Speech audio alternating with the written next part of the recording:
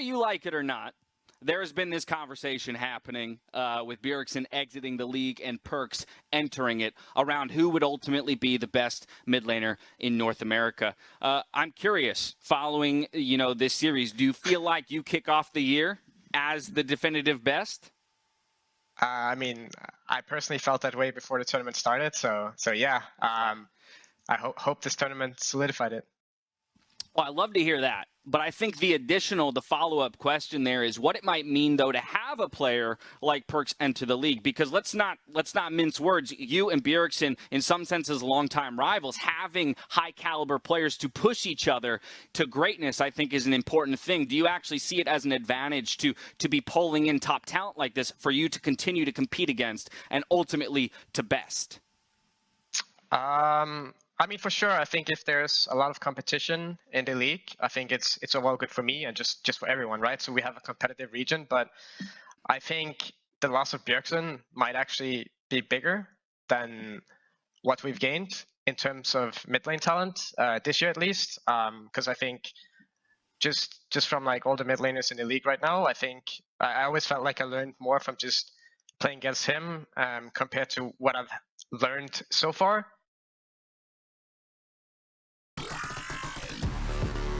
Whenever we hear from Jensen, it is so clear that he sees himself as one of the top mid laners, as I think most people would agree with.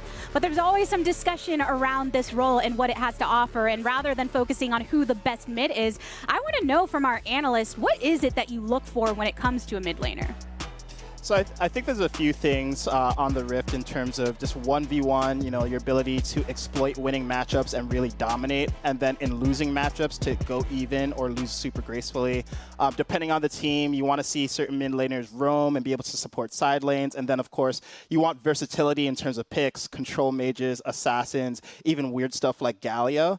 But I think beyond that, I mean, it's kind of the stuff you look for in a player, right? You're looking for someone who's really clutch and really good in high pressure scenarios. And unfortunately for Jensen, he has kind of history playing against him.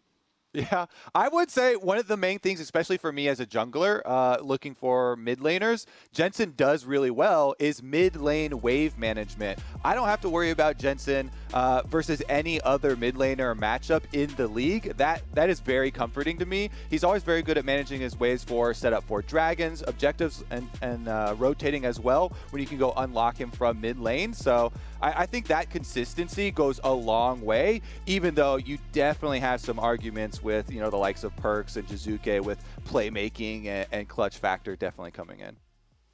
Yeah, and I mean, when you're thinking about what Jensen offers to a team, you have to also think about what other players have said about him, what he requires being on this kind of star-studded roster. Mark, I feel like there has been an evolution, though. We have a lot of different styles that come from the mid lanes and what they contribute to the rest of their team.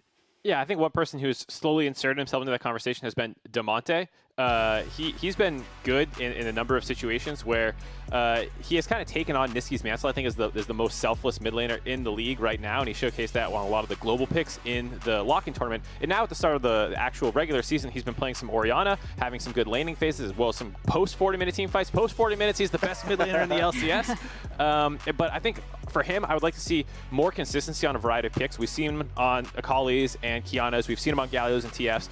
If it becomes a meta where it's Cassio, Azir, Ryze, and Orianna, like, is that going to be his meta exactly? So I think for him, it's a bit of a question of longevity on different champions. And then for someone like Jizuke, it's consistency. We talked about how great it was to watch, Jensen never need to worry. You always have that slight worry when you're playing with the Jizuke on your team. You do, and in fairness to Jizuke, I mean, so far, he's been really good, right? He's not the heads or tails player that he's typically been in the past. He's been mostly heads. And in terms of stats, he's actually outperforming Jensen in a lot of them. In terms of kill participation, he's significantly ahead of Jensen. In terms of damage output, he's significantly ahead of Jensen. In terms of CS differential, Jensen is ahead, but I would say part of that is because Jizuke is generally looking to make plays and roam onto side lanes. And then you also have to look at the context of the team, right? Whereas Jizuke's performance is something that EG is reliant upon. I think Jensen is actually kind of suffering from success here, right? He kind of has a little bit of Kevin Durant dilemma, right? Because he's a star on a team of stars. So for him to look super good, and even the scenarios where he needs to look super good, there are way fewer opportunities. Yeah, and I think that brings up an interesting point because Jizuke, who there is a lot of criticism of in the earlier part of last season and wasn't even playing for the latter part, and now as soon as he's coming through and showing that consistency, everyone wants to look at him as this explosive talent. Kobe, when you're trying to think about mid laners and where they rank and who's going to be the top at the end of it all, what is the difficulty of comparing someone like that to Jensen, where he has all these stars that he can rely upon, but he does have this consistent aspect that may be lacking in some of the other mid lanes? As seen by the LCS rankings of teams currently in the first week of the LCS, that you have to take in more data than just a few games, and so you are weighing consistency as one of those factors. But honestly, for me, I look at people who are going to make big game-winning and game-changing plays. So I actually weight it really heavily. Yeah, I totally agree. I mean, when we talked about Perkz coming to NA, part of the reason that was so exciting is because Perkz shows up when it really matters, right? Like everyone remembers his insane performances on LeBlanc in clutch situations and basically 1v5ing the enemy team. So it's a little premature to christen anyone definitively the best mid until the stakes are at their highest.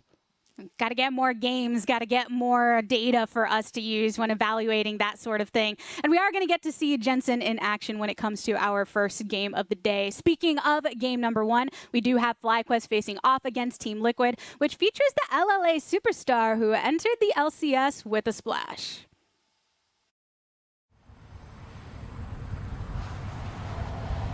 I've always been in the margin, like more like a player. And didn't want to get this hype at all. I didn't search for it, it just came by themselves. Oh, Jose Dioto's also here in the fight. Nice execution from the last caress. Just absolutely smurfing all over the rift.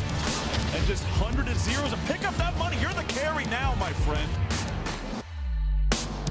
I had many fears coming here because I didn't know what to expect from the team or how they receive me or if they think like that I'm bad or things like that. When I talked to my mother, she was like asking me like too many times if I wanted to come here because she was like more scared than me because being in another league is like you have all the pressure from the fans and the NA fans and Latin America fans. You always have this fear of failure as a player, but you need to get yourself up and try your best always. I was never like one of the most hyped players because I was always like not in the best position in playoff in general. Obviously I won the championship in LLA, but I think that it was a team thing. We played too well as a team and it all came together. I wasn't expecting like many things from Worlds. Getting all the cheers from the fans feel really good for me. It just feels like incredible. Buscando el ángulo, a ver si lo puede patear, está cargando el daño, le hizo a casa nomás.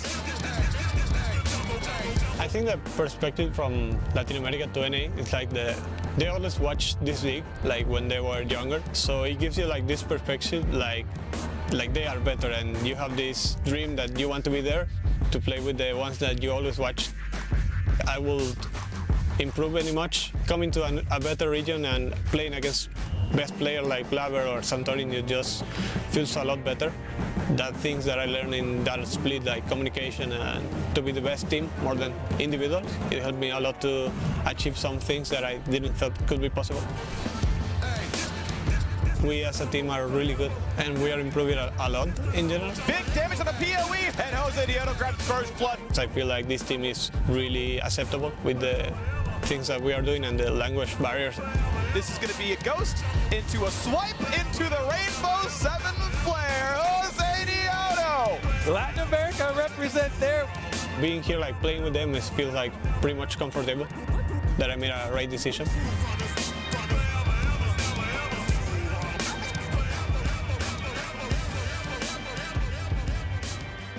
I've got to say, I've been so excited for Jose Dioto's arrival here after watching him in the play-ins once the announcement was made.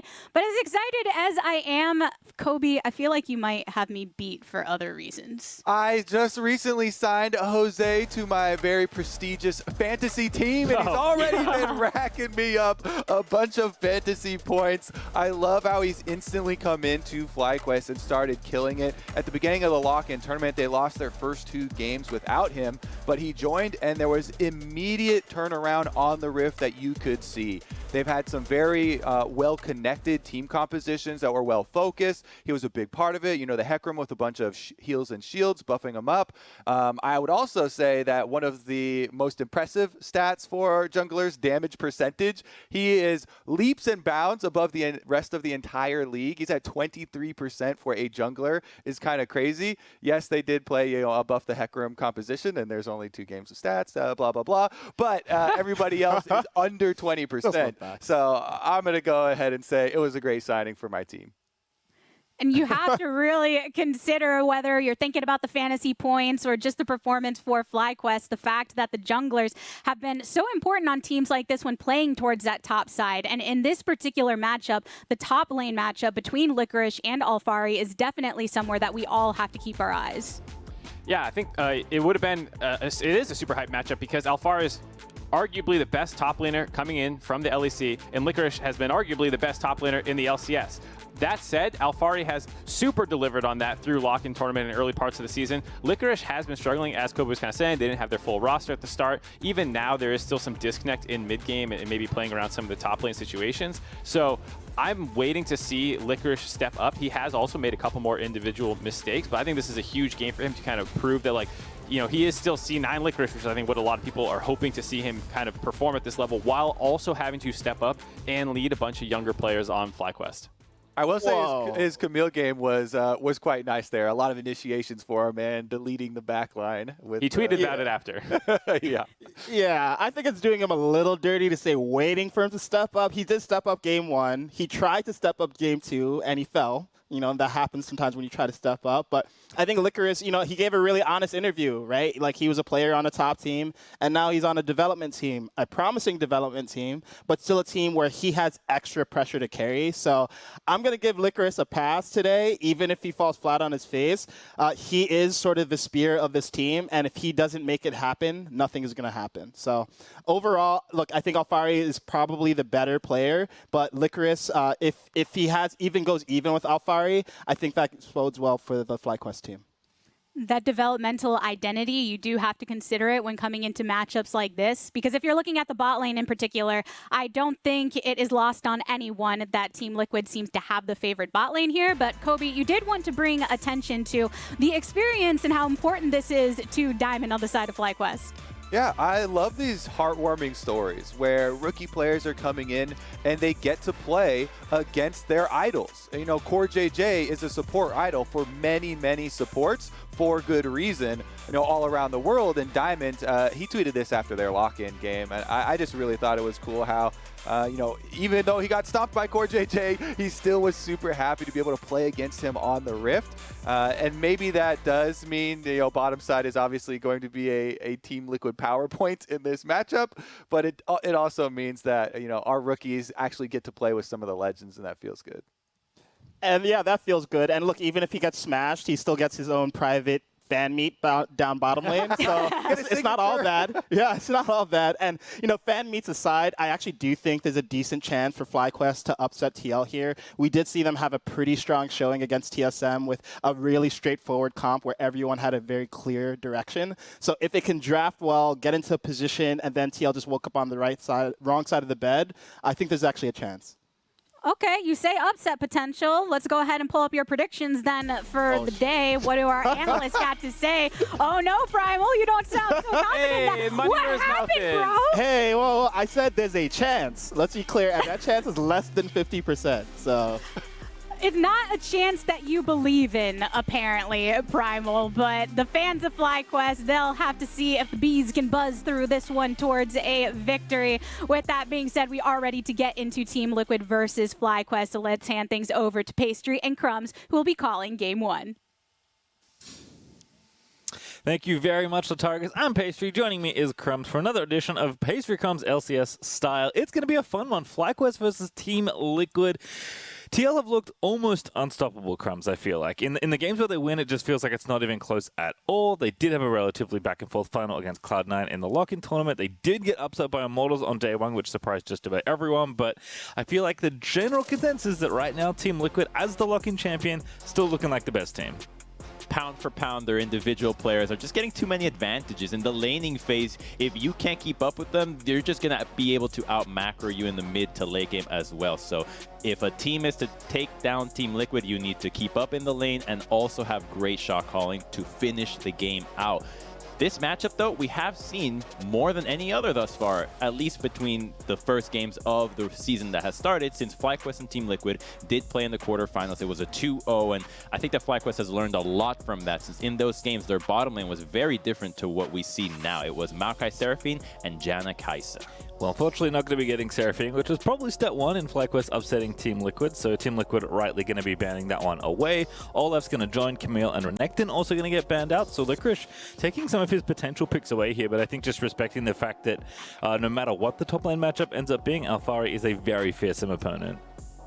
Alphari has just been really strong, and it's also because the bottom lane of Team Liquid does so much work. When they're constantly pressuring you, getting kills, getting plates, the jungler's attention is so divided that then Alphari can do whatever he wants because he knows Centauran is hidden on the map. Every eye is in the bot lane, so the top lane can be even more aggressive with the confidence that if you don't address the bot lane, they will win, and if you don't address top, they'll win as well. It's what happens when you just are so stacked for TL. Well, Azir the last ban there for FlyQuest after Lulu from Team Liquid. So Team Liquid not wanting to lose to the Enchanters. It feels like there's Pantheon though locked in.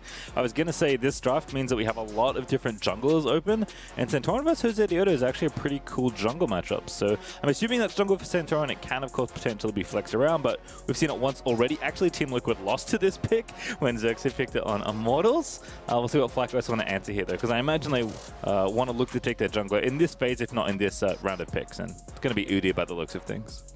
Udyr, Talia, Hecarim still available, so I thought Jose will get his pick, and so now they get to really just draft whatever they want. I like Udyr with pretty much any hard engaged support, or else you're going with enchanters that are trying to speed boost you. So here, though, I'd like to see Diamond take a more aggressive stance. We saw from the desk how he respects Corey JJ. Well, the last time they played, I didn't really feel like he took the matchups that tried to fight Corey JJ evenly. The Jannas, the Maokais didn't really give me that pick, but if I see, say, Alistar versus Leona, Rel versus Alistar, these kinds of things, Threshes even, then I think we're going to get a much more even bot lane for these squads. Yeah, I was going to say Thresh is on the table actually. Both Diamond and Core very competent on that champion, like many support players. At this point, you kind of just have enough legacy Thresh games that you can probably pull out Thresh in any game where you need it. Gangplank though for Alphari, pretty safe blind pick there. Licorice is going to get the luxury of counterpicking Alphari, but Gangplank seems pretty resilient as a blind pick. Haven't seen too much threat, especially because Gangplank's early levels can be good in just about any matchup with Trial by Fire and the rest of his kit. So Syndra picked up there for Jensen. Gonna go to Comfort here with Azir banned away. Could have picked Orianna, but Palafox might just take that instead. So it doesn't seem like the mid lane matchup is going to be too influential in the super early stages of the game, but both of them are going to get some pretty comfy control mages, I'm guessing.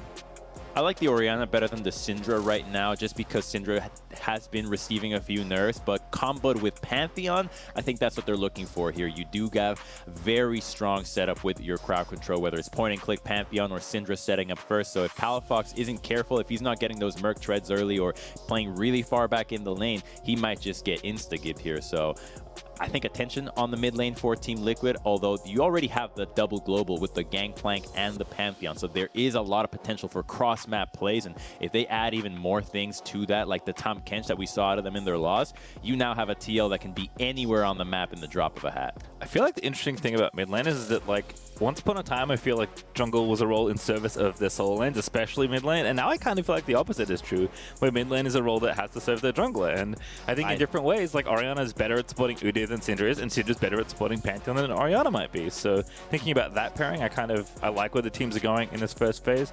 Bans are coming through for the bottom lane on both sides. So Rel banned on the Team Liquid side, Senna and Xayah banned away for FlyQuest. So even though TL did pick up a loss on Senna, I think the teams are continuing to ban it against Liquid just because Senna, I feel like if you just can't crack through Senna in the mid game, she's going to beat you late, regardless of the kind of build she's going for. She's just so powerful, and I think that game might be, an exception to the rule rather than the rule, where you probably shouldn't be giving tactical Senna in too many games.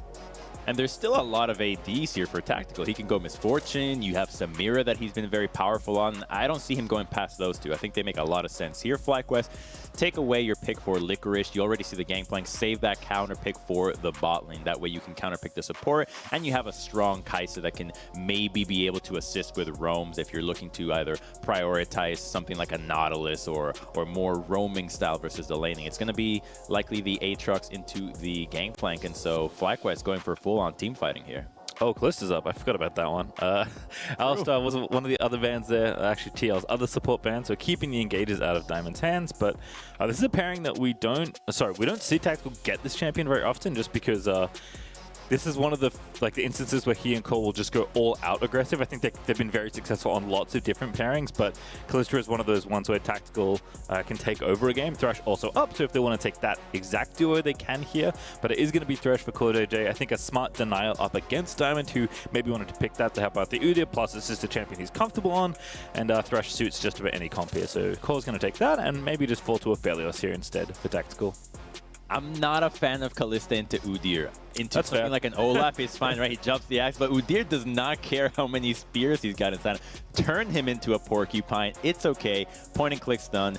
Chem Tank also really annoying. Instead, the Aphelios, yeah, just super hardcore scaling here out of Team Liquid. And just like in the playoffs of the lock-in tournament, we wonder, is this enough crowd control for Team Liquid to set up their own plays? Well, if CoreJJ's not missing hooks, it really doesn't matter. You can play a single support hook champion and just have that be your own engage if he's on point. You do have Pantheon and Syndra as well, so it's not a straightforward comp for Team Liquid, but one that these players are definitely comfortable with. Yep, Nautilus last pick there for Diamond. Champion has got quite a few plays on throughout his time in Academy last year, and I think probably even this year as well. Pairs with the Kai'Sa pretty nice. We've seen this particular pairing for a long time now, since Kai'Sa kind of entered League. I don't think you're really challenging aggressively in the 2v2 here on the FlyQuest side, but I think FlyQuest game plan has looked more like Palafox supports Licorice and Jose Diodo. They get ahead, and then the bot lane just kind of fits in the mid game to try and win whatever 5v5 they're looking to set up with their comp. So I like how FlyQuest are setting up. I just think maybe you want to challenge Core and Tactical more, but it is very difficult to do that. So maybe you don't play with fire.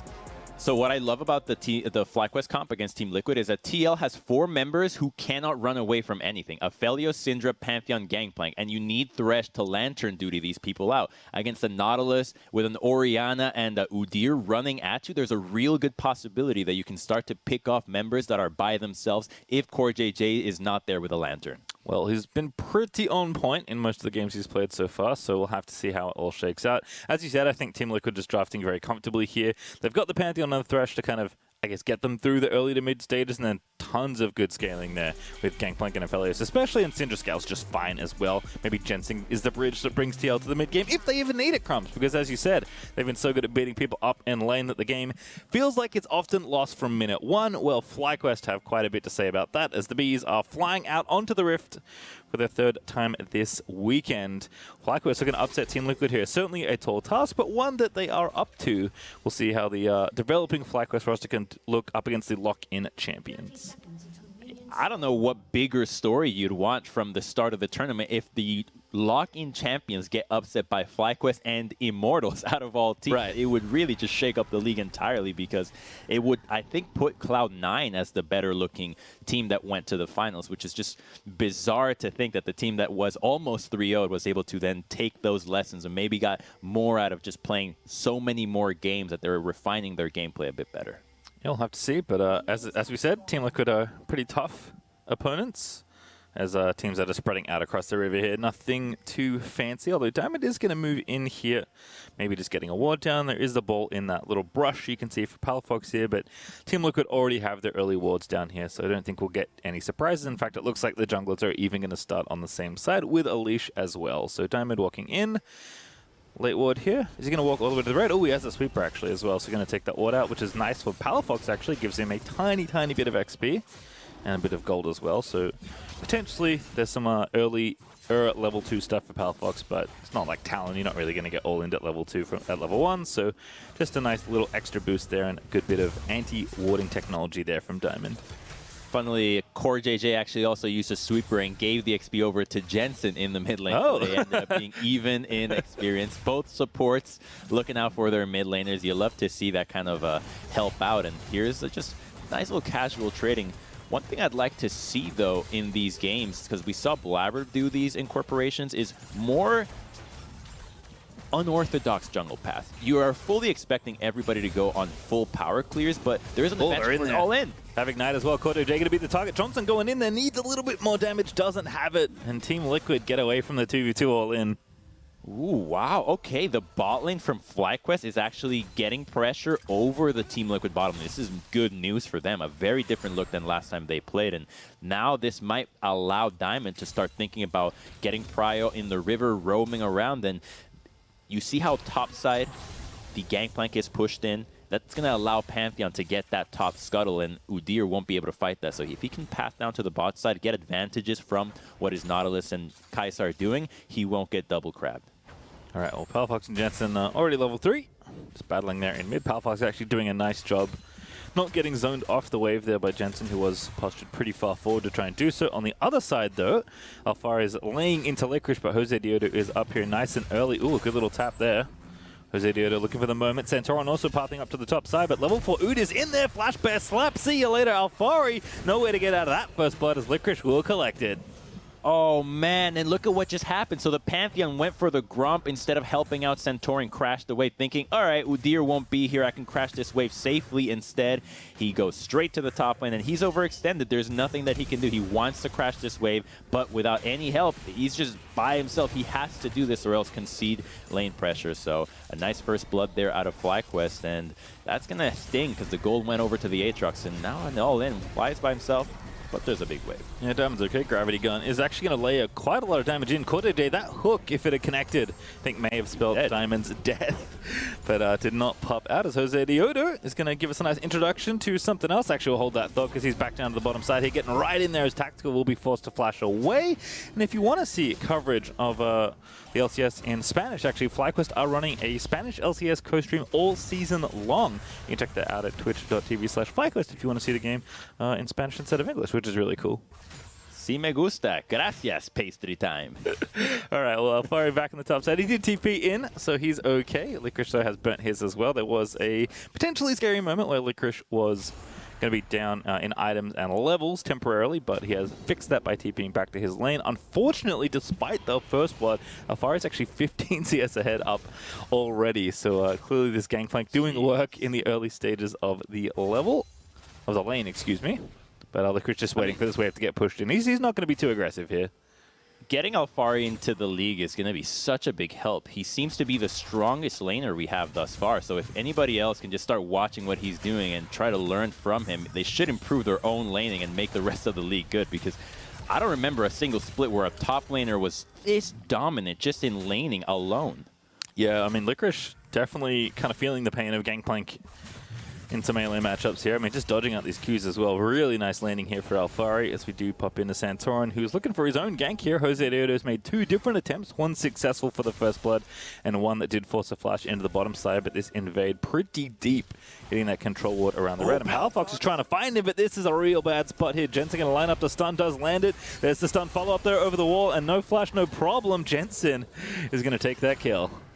Ooh, that's just a really smart pathing from Santorin. There was no vision, just lingering around, gets the control ward, bides his time, and then Palafox completely unsuspecting. But now an all-in. We get pulled back, but Santorin's here. Jose Diodo actually up as well. He's level 6 here on the Udyr, so feels fine to challenge the Pantheon, and Jose is going to have to roam up here to keep Alfari away from this tower, but Licorice does escape the potential solo kill as Santorin is trying to get those spears landed in. Jose Diodo, though, going back in as Alfari will do some damage. Santorin landed the stun, so Udyr is going to have to back away, and both the FlyQuest top and jungler cannot win this 2v2 right now. Alfari just too powerful. Syndra was also on the way, and it's all that lane pressure that Alfari has transitioned from Santorin's good roam, and now Team Liquid is coming online. Everybody is full press. Top lane pushing, the jungle and mid are teaming up, and now the bottom lane can be this aggressive. They haven't even based yet, and they're just constantly in here because they know the junglers are topside. They can afford to do this. Yeah, every lane is pushing and or ahead as Corday lands a beautiful hook. Ignite's going to combo in. Flay's ready to go, and Diamond, I think he's dead here. The chakram is out, and Tactical able to pick one up. the fact that Core JJ gets out alive, too, is crazy. It almost looked like it was going to be a 1-for-1. I wonder if Johnson could have done a little bit more, but it just seemed like it was just a pure on stat check. One team knew that, hey, we have enough damage right now to kill him and get out, and that's exactly what they did. Yeah, the tale of 2 all-ins in bottom lane, right? Johnson and Diamond had that really good look for the level 2 all-in, but didn't get the kill. And then Core JJ's like, yep, I still have my Ignite from earlier. Yours is still on cooldown. Lands the hook and then knows you can easily win the all-in from that point. So very well played by the TL bottom lane as they pick up a kill for themselves. No first blood for Team Liquid this game, but they've answered back pretty swiftly with 2 kills of their own as Alfari continues to bully Licorice in the 1v1 top side. Diamond, though, now mid lane, just making sure Palafox doesn't run into any problems. Shockwave does land, actually, but Diamond can't quite find the angle. Ulti out from Jensen's going to deter any future pressure as Core JJ is in there alongside Santorin. The flash plays there. He finds 2. Palafox dead. Santorin now going to go in onto Diamond as Diamond under the tower. Absolutely no security as Jensen is going to grab the second. You play with fire, you're gonna get burned. I don't know what FlyQuest was thinking they could accomplish there. Maybe just clearing the wave and allowing Palafox to get a reset off, but there was no way you're killing Jensen here. He's too far back. Diamond's not level 6, and the wave is gonna stop any hook from happening. So this trade is just asking for Team Liquid to counter. They've got the Pantheon ultimate and a great response from Core JJ. Both supports being on mid lane, and then you just get so much. That is so big, because now Santorin and Thresh just get to group up, lay down vision, and it makes it so much harder for FlyQuest to find their next play. Core JJ must have done extraordinarily well in geometry, because like that was perfect.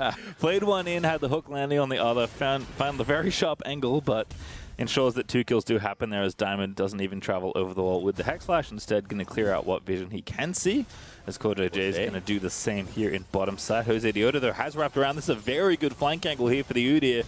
Core JJ going to be the target. He used his flash in mid earlier, and the bear stun will come at any moment. In fact, they can just donate this kill at their leisure. Tactical's already out of there, but Core JJ will fall, and it will be Johnson that gets the kill. So good donation there for FlyQuest. I think FlyQuest could have gone for more on that. Tactical's flash was not up. It just came up at the end of that play, and it really looked like TL was just accepting that one of them was going to die, try to split it up and save the other, but I think Jose could have gone on to Tactical and try to kill him alone. He has enough damage with the red buff and Bami Cinder right now. They're happy, though, getting that kill and being able to take a Dragon, although Blabber with this Herald might just continue the punishment in the top lane. There's no help coming. Diamond right now recognizes the top laner needs help and is beelining it up there. Let's see if they could have actually killed Tactical as well. So W to slow down Core, and yeah, I think you could just let Core be there by himself with Johnson and Diamond, and the Jose could have gone for 2, but they get the Dragon at the end of the day, so they get the objective. Yeah, Diamond notably not 6. He is now as his top lane, but didn't have the ulti to potentially commit for a 2-person play. Alfari forced to flash, actually. Licorice getting some back as Diamond was there in the top side, as we just saw. Ready with the ulti, so Alfari respects it and gets out of there. Still winning massively on CS, right? This hasn't deterred him much at all as Palafox can land another nice shockwave in the minion wave, but it is just kind of to trade some damage back and forth there. Palafox this time doesn't have Diamond nearby, and Jensen not particularly low on mana. I think actually has blue buff right now, so Palafox going to keep shoving, do what he can. But it is just some cooldown trading in mid lane and nothing much else. As at least the first Dragon did go to FlyQuest of note, Jose Diodo. That was the other thing he got after ganking bottom lane, was that first Drake for FlyQuest. So things going okay, but again, just based on the kill reflection on the farm here, TL already up. That's almost 3,000 gold actually. That's kind of wild. They're just laning. They're just laning. 2 more kills should not be enough for this kind of gold lead. Licorice Pantheon is good champion. Licorice going to have to flash away. It does get out safely though.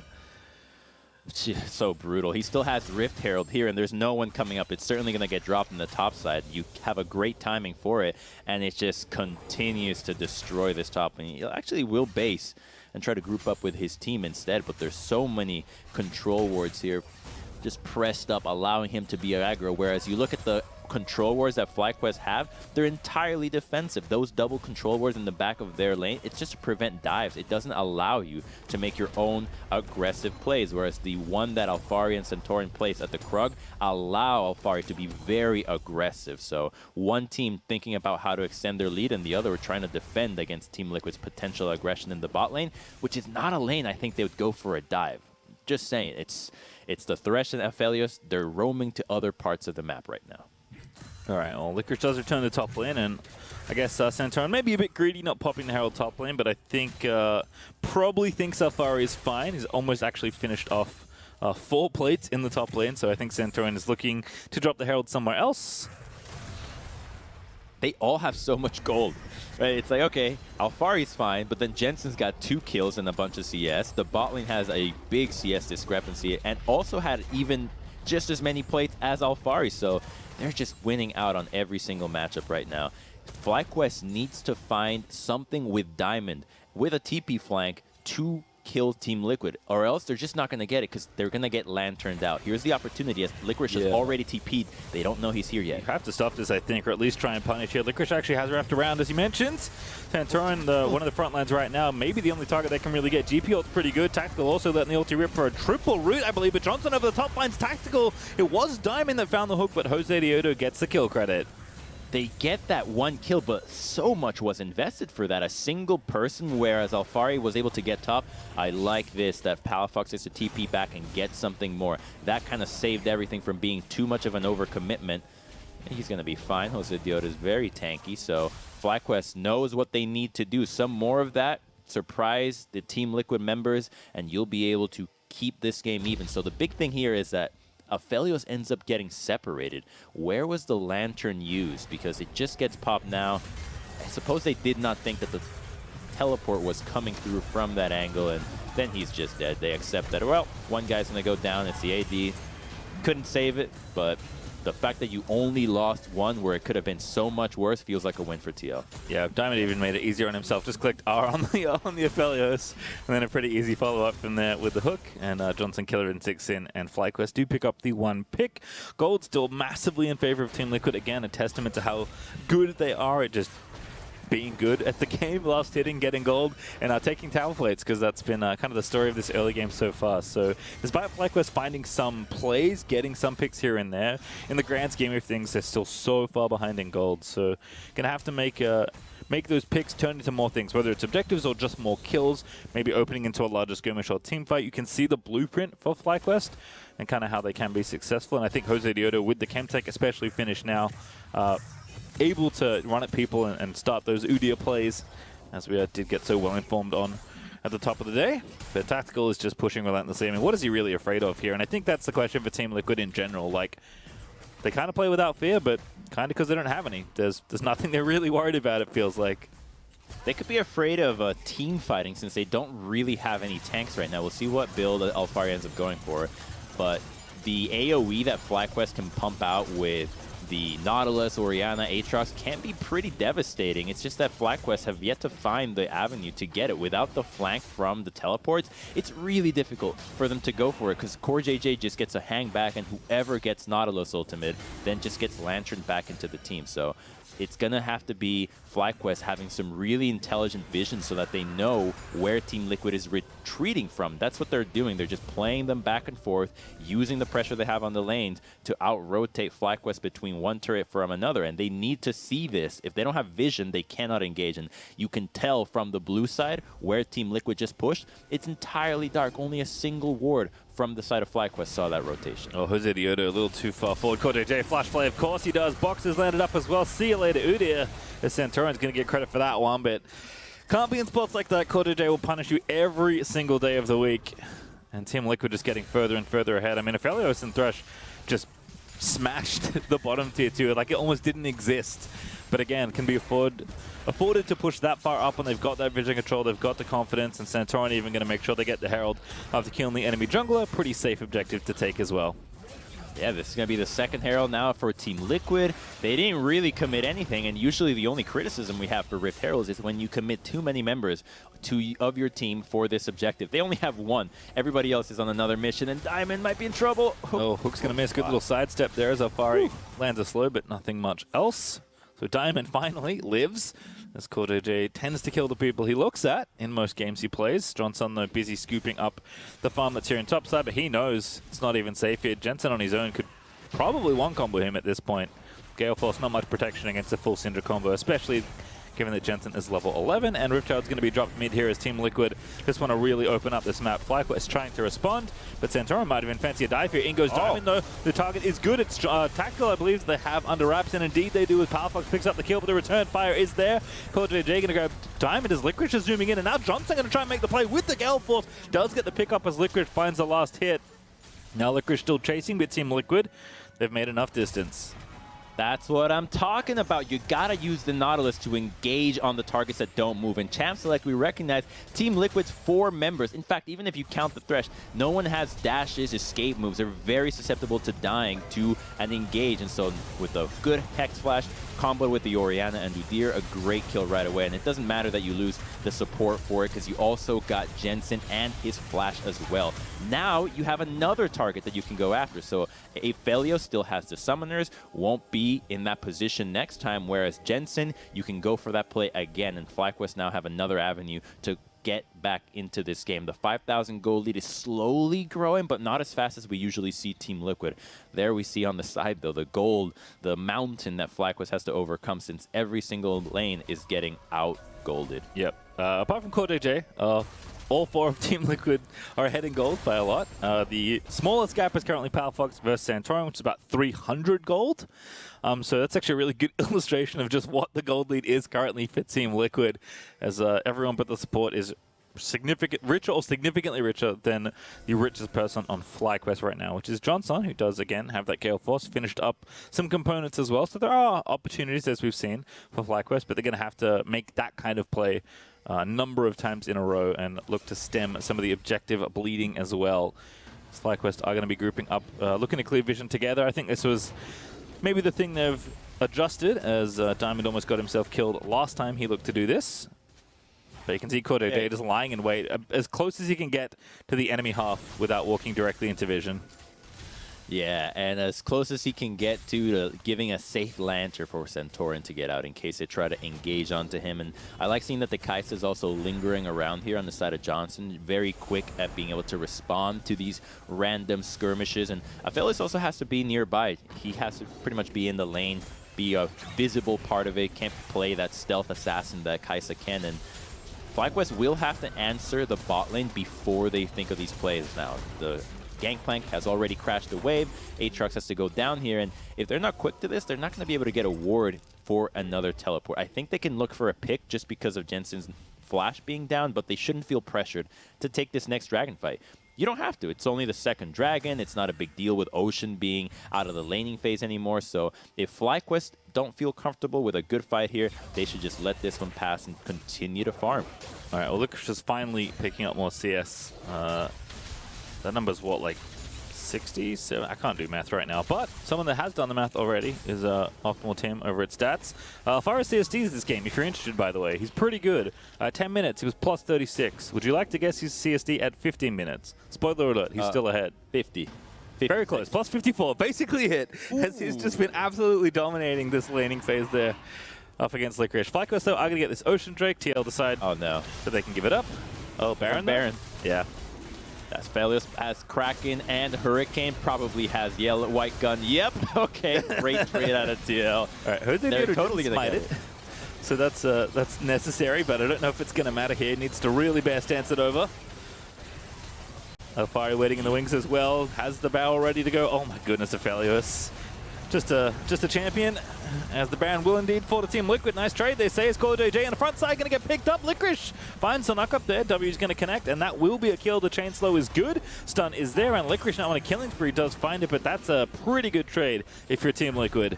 Oh man, imagine if that top tier 1 was actually down. They might have even gone for more and try to get more members of Team Liquid, but great heads up play out of them going for the Baron when they knew FlyQuest was going to go for the Dragon. FlyQuest saw that there was not a lot of vision in the blue side, so they thought, oh, I guess Team Liquid doesn't care about this objective. Yeah, you're right, they didn't care. They were baiting it for another.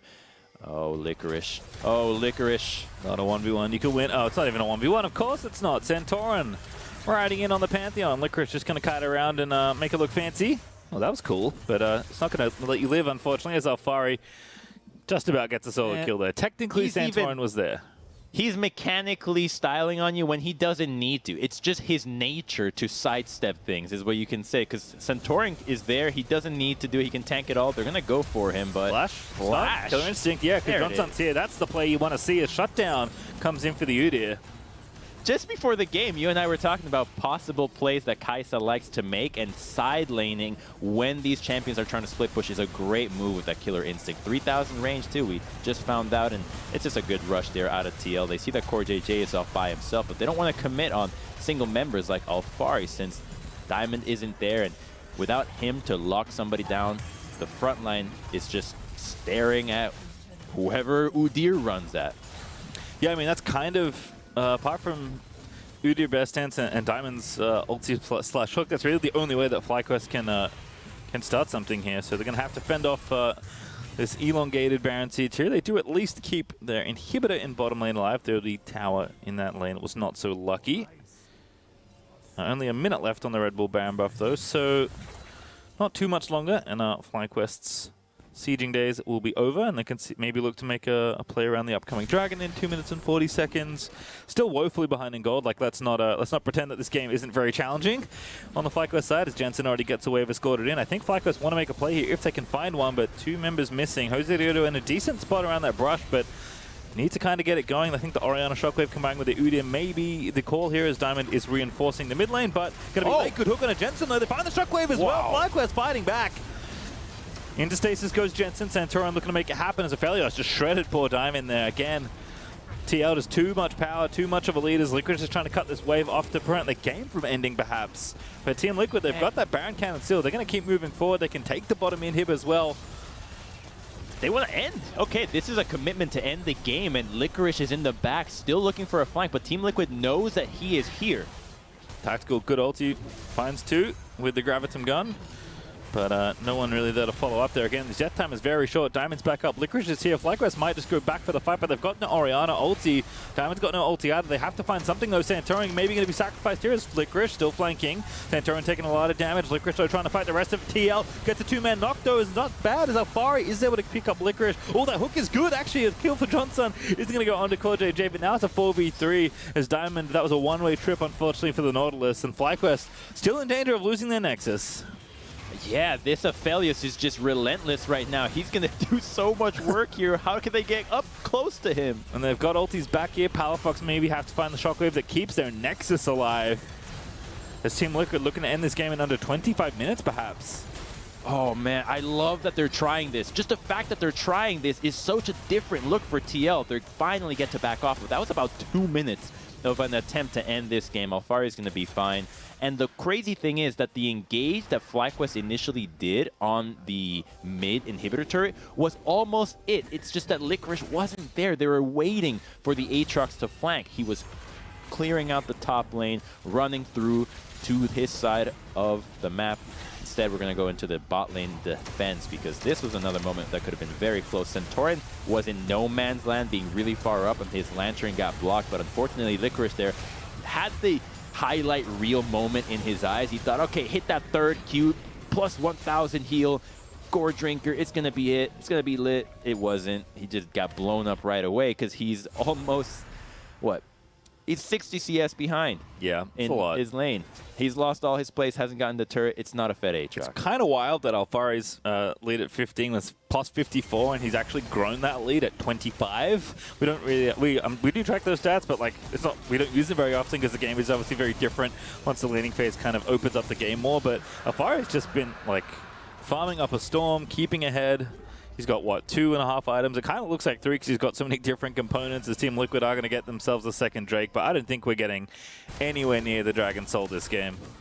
He got first blooded, right? You got the first blood. He had the TP back to lane. He was the focal point for FlyQuest's early game, but he still bodied him. And you just learn that, man, how much attention do you need to devote to Alphari if even a gank is not going to sway the lane in your favor? And I'm very happy to see this guy in the league. His level of laning is clearly teaching a lot of players. We even see in Academy the top laners like Jenkins learning from Alphari, learning from CoreJJ, Island, the support role. So the TL squad is really just spreading the knowledge out to the team and hopefully to the rest of the league eventually. And I know that Centaurin has had like the kind of the luxury job here as a jungler, where all his lanes are pushing and all winning.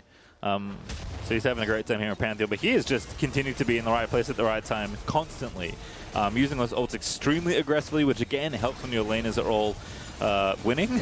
But Santorin at 306, looking pretty good here. As a steal's going to come through. No, it's not. Jose Diodo tried, but failed, as CoreJJ is going to pluck Santorin out of there. He's actually going to ulti forward to try and cut off Diamond there. The hook lands, of course it does, from CoreJJ, as the TL Baron turns into 2 Team Liquid kills. And probably a Team Liquid dub here, as they're going to look to take down that Nexus this time. That almost looked like a blind attempt from Jose Diodo, and I love to see that. You have to do it, The game right? is almost over. Yeah, what else are you going to do? The only chance you have is if you have a Baron to boost up your minions and maybe defend against the Super. So without it, it's certainly the end of the game, and Team Liquid will just wrap this one up nice and easy in under 30 minutes. Yep, don't need the Dragon Soul, don't need the third inhibitor here. Just crash through the top half of the map. FlyQuest in a 3v5, plus the Super Sarah. Santorin's going to get things started. Goes into the shield, and FlyQuest are going to be routed back to their fountain. Ooh, a decent shockwave there is going to maybe find a kill. Golden goes Santorin as the Nexus is the real prize here. Diamond almost dead. Licorice trying to find the angle, and now Johnson looking to fight back. He takes out Tactical. That's a very critical kill, as FlyQuest maybe can defend here, but their Nexus is looking real open here, as Santorin still moving forward, finally gets himself shut down, picks up his first death of the game. So Team Liquid haven't won yet. Oh, we're still here. Okay. They can't end, so even if they try here, FlyQuest is just going to regroup, get their health, their mana, their abilities, and be back on the map. So it's going to be another few more minutes, probably another Baron power play here. Oh, I don't know about that. Well, if TL wants to be really slow, Pastry, it could be the way that they play this game out, just because FlyQuest, their champions are very scary, clearly. Like if you lose another few fights, the base comes back up, it can start to get real hairy. So let's see what happened to Tactical here, because this is the one. He gets Nautilus ultimate, gets stunned by Udyr, still walks out. Aatrox is fine, but then when Kai'Sa flies in, there's just, at that point, you really can't get out. There's too many people on you, and without a ranged attacker onto the Nexus, there's just no way you're going to end it. Yeah, good play for Fly there, and Johnson in particular, to make sure they got their pick and kept their Nexus up. It's one of the few bits of good news that FlyQuest have received so far this game, is it's just been all Team Liquid. It's felt like, actually, wow, FlyQuest don't even have a tower. I just noticed that. Top one's a little bit weak, but they've still got mid and bot looking pretty strong. It's just like, I think, a symptom of the game rather than like a direct problem, as Team Liquid have just been so dominating. But 28 seconds with this Baron buff still cooking here in the mid lane. Team Liquid do actually have to retake one of these inhibitors to get access to the towerless Nexus.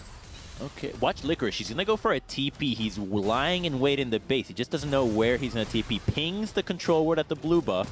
So it looks like it's going to be a last stand at the bottom inhibitor for FlyQuest. I want to see if they actually pull this one off again, because that would be really hypey. Spotted Diamond's flank as well. Oh, that shockwave landing in there onto 3. Good little position there for Palafox. Licorice is looking for the wrap around. Does get the Q there in onto Santorin. FlyQuest, I think, actually going to fend them off here. Santorin getting bounced around. He should be killed here. Finally will go down as Jensen does slay Jose Diodo. So it's just a 1-for-1 trade, but Johnson still looking good with the ulti. Tactical, though, moving in, looking for the kill onto Palafox. Golden goes Pala, as TL are going to be able to finish him off. Alfari, I think, at the parlay at the ready. And Team Liquid, I think this time, if they can avoid getting Johnson, are going to take the Nexus. Oh, goodness, as I say it, Johnson zooms in there to the backside. Tactical's taking down the inhib. Licorice is trying to fight as he can, but it's a 4v2 now, plus the Nexus open and bare for Team Liquid's taking.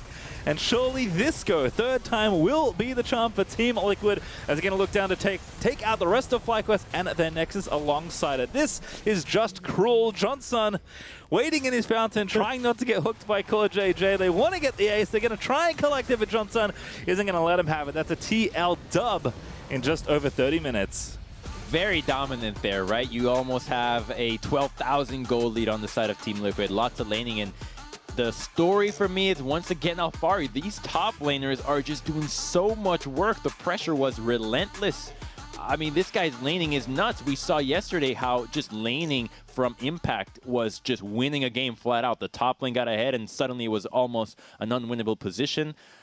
On the side of FlyQuest, though, the one thing I did like is that those engages were at least attempted, could have been a little bit better coordinated, but the fact that they had the wards and constantly looked for it is a really good sign because they knew how they needed to beat Team Liquid. Yeah, at the end of the day, though, it does feel like the expected result continues as Team Liquid to pick up yet another win. It is time for us to step away, but on the other side of the break, we'll hear from Team Liquid's Santorin before the State Farm Analyst Desk breaks down that game.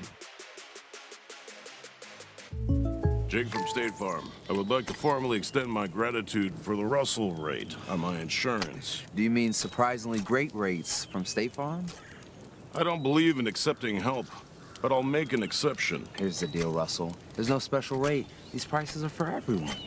With the oak and the eagle as witness, consider us square. I made that from memory. I know your face that well. When you want the real deal, like a good neighbor, State Farm is there.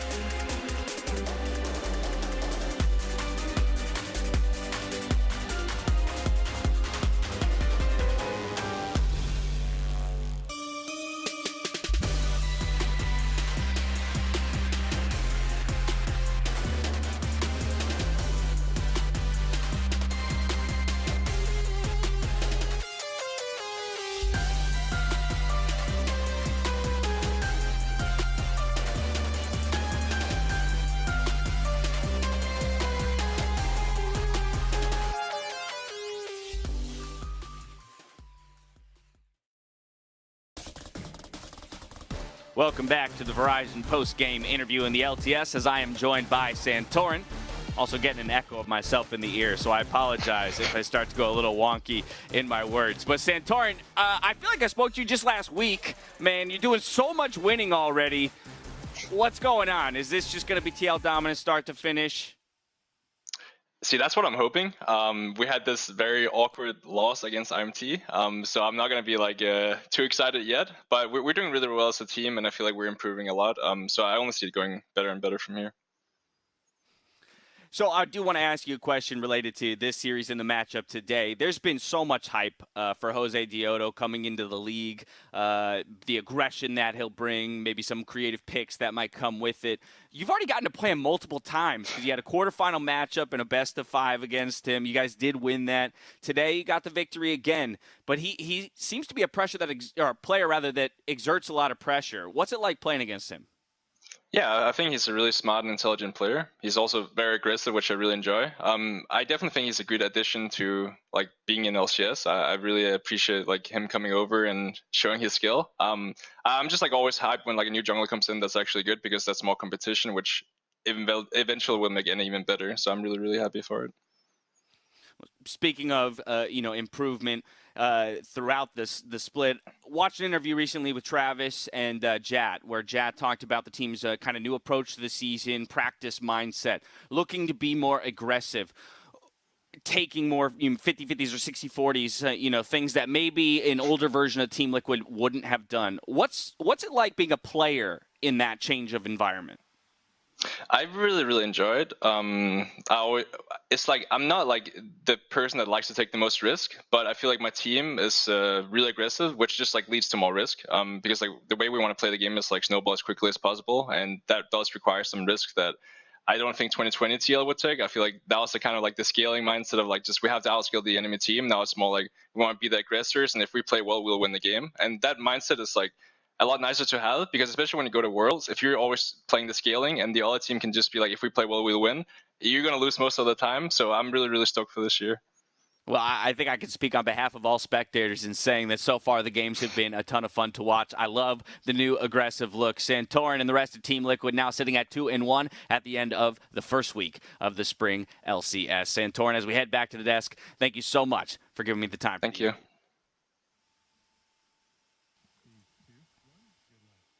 I also want to say thank you to Santorin for the words he just offered alongside Dash. Great to get that perspective. Self-admittedly not the biggest risk taker, but it works with the rest of the team when you have that reliable jungler. And when it comes to the jungle matchup, that's definitely something that we had our eyes on, and they definitely had an influence over the game. And we also had our eyes on Udyr Clearspeed. We are talking about it a lot. He's a good 5 seconds faster than Pantheon. So even though I know your GP has to push into Aatrox early, you want to be aggressive in that matchup. The couple extra seconds to lay a Tribrush ward or to communicate with Santorin there, can avoid that. I do need to point out though, after that first blood, look at the mini-map because it is a teleport back for Gangplank. Alphari gets there, and Santorin then shows up.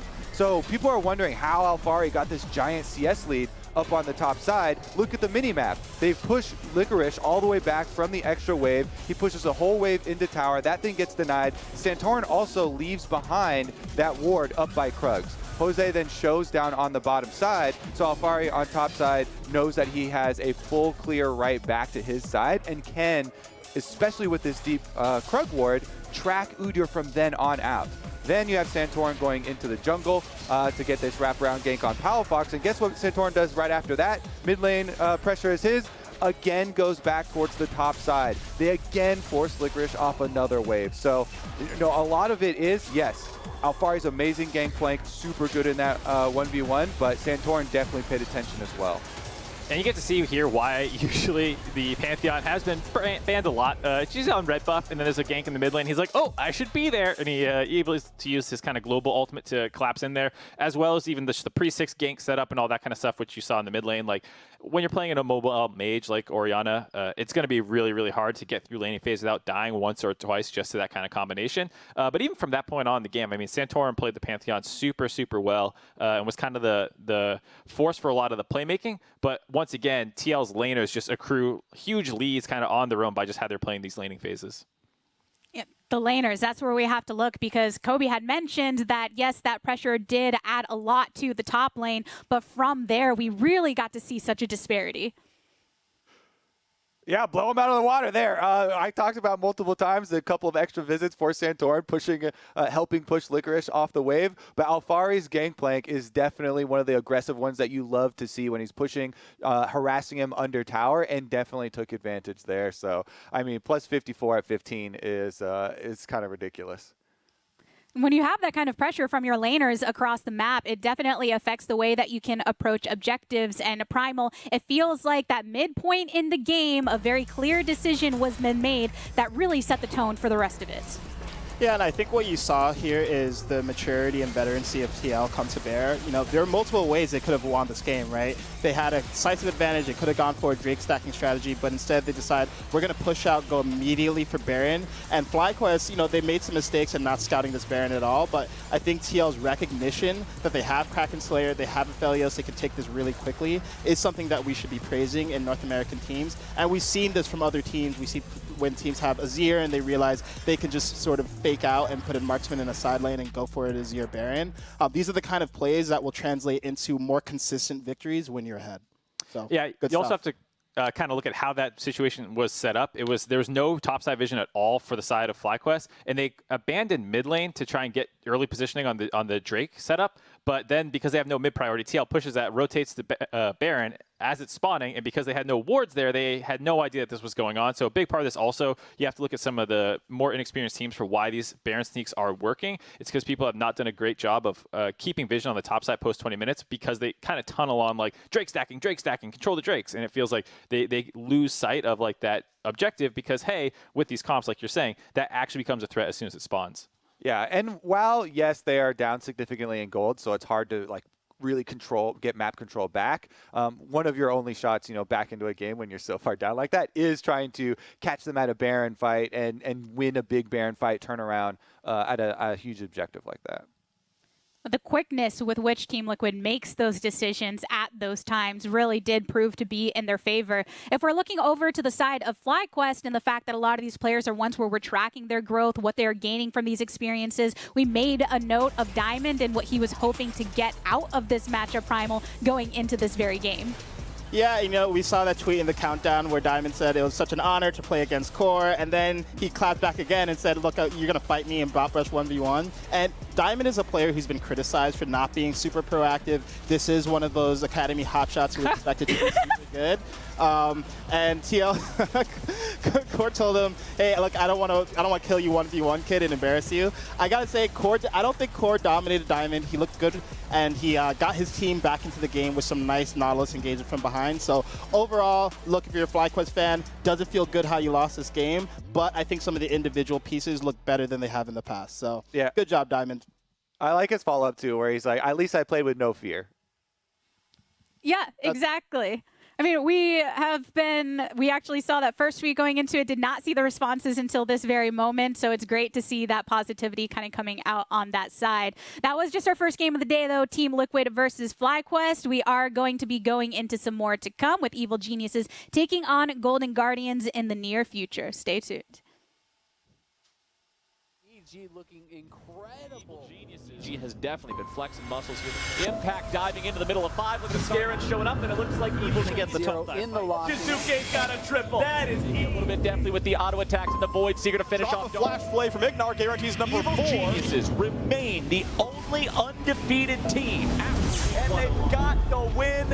EG came to play in 2021.